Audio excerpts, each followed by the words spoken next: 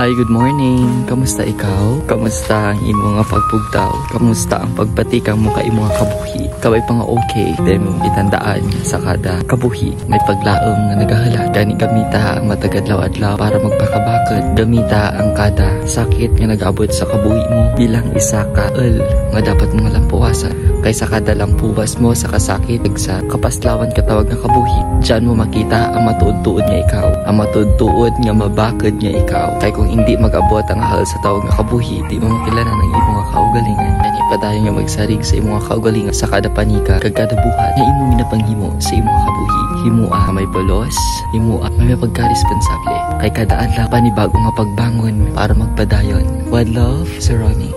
God bless you.